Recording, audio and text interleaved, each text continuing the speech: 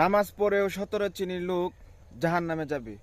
শেখ আহমদুল্লাহর কিছু বয়ান আমরা শুনে নেই এবং সকলেরই ফায়দা হবে এবং সঠিক বুঝতে পারবেন।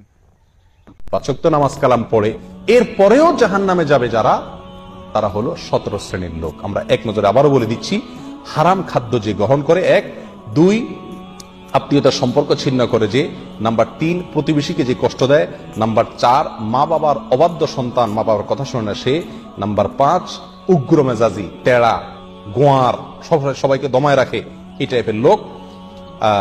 নাম্বার 6 অধীনস্থদেরকে, প্রজাদেরকে, যে সমস্ত শাসকেরা, যে সমস্ত রাজারা, যে সমস্ত রাষ্ট্রপ্রধানেরা, সরকার প্রধানেরা বা যে যে লেভেলে আছে সে তার প্রজাদেরকে ধোকা দেয় যে তারা।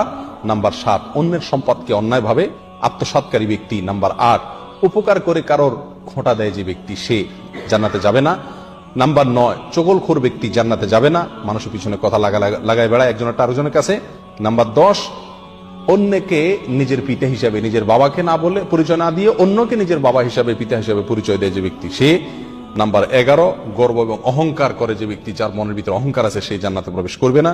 নাম্বার 12 রাসূলুল্লাহ সাল্লাল্লাহু আলাইহি সাল্লামকে যে ব্যক্তি ফলো করে না, তার নির্দেশকে মান্য করে না, সেই ব্যক্তি। নাম্বার 13 অকারণে তালাক কামনা করে, তালাক চায় যে মহিলা, সেই মহিলা। নাম্বার 14 দুনিয়াবী উদ্দেশ্যে যারা এলেম শিখে, কোরআন হাদিস শিখে, এলেম অর্জন করে, আলেম হয়, দুনিয়াবী উদ্দেশ্যে, দুনিয়ার কোনো ধান্দায়, আল্লাহকে খুশি করা ছাড়া অন্য কোনো ধান্দায়, তারা।